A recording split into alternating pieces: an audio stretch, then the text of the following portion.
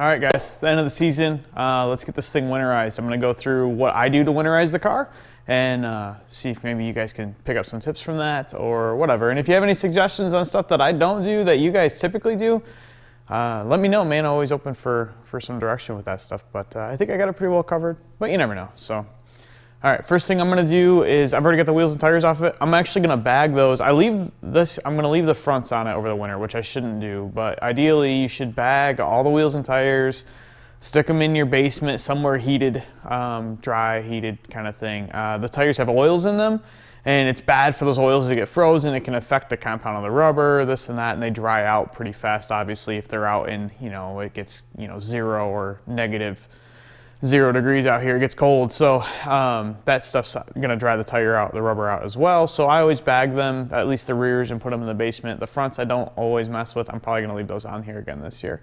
I've already got the backs out, so I'll get those in bags.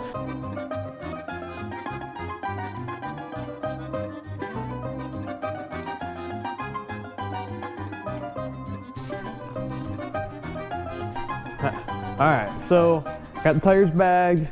I got the fuel drained out of this thing, the 85 out of it. I got pump gas in it. So how I do that is I just unhook these two fuel lines here that go to the regulator. I'll unhook those and run those to just basically a 5-gallon can.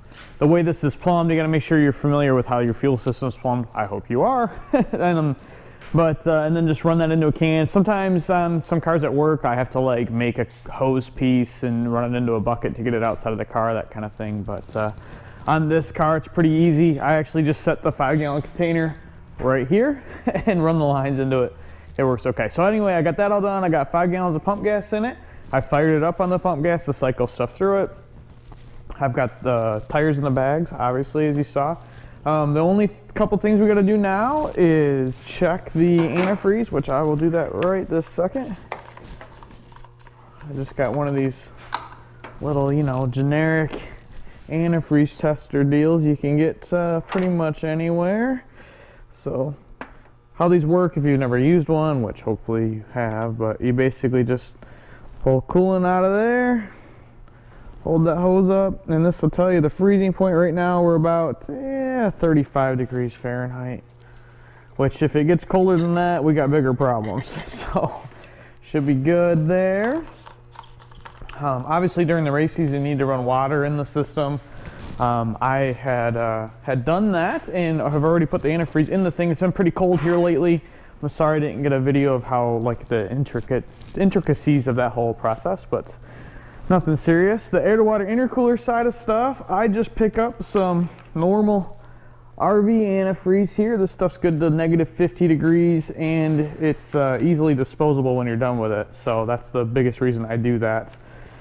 It is a glycol based deal. So I'm gonna pour these 2 gallons in the intercooler pump, cycle that through the system, and call that good on the intercooler side of stuff. And then the car's pretty much winterized. So to recap, we got all the E85, race gas, any kind of race fuel you're using in the car during the summer out of it, and put 93 octane in it. Heat cycle it on the 93, just make sure the pump and the injectors, all that stuff's got all the other fuel that's potentially corrosive out of it. And then check the antifreeze, make sure that that's cool, drain the water, put antifreeze in it if you need to. If you've got an air to water intercooler system, make sure you put some sort of, like I said, I use the RV antifreeze in that situation. And that's pretty much it. That's pretty much all that I do. Now normally you should cap your vents on the fuel system to not allow any fuel to evaporate and break down inside the tank.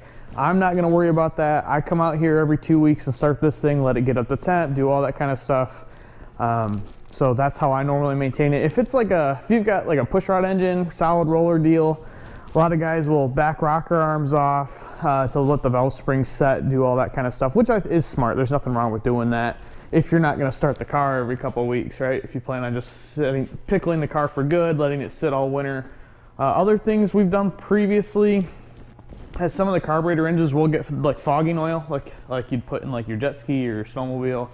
Run some of that through it just to get the cylinders all oiled up.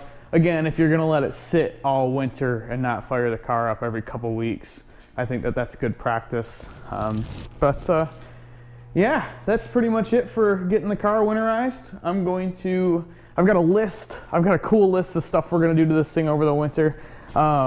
Some of those real quick include, like, I always wanted to put a catch can in the trunk, a remote catch can. I want to figure out how to do that. We're gonna do some aero work on the car, moving more towards some of the half-mile stuff. I'm gonna put a chute on it, gonna do a CO2 launcher chute. I'm gonna move the wastegate dump.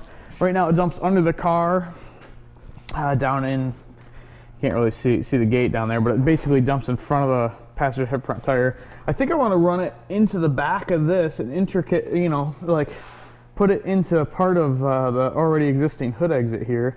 I'm not 100% sure how I'm going to do that yet, but I'm going to start working on that in the next video, so check it out.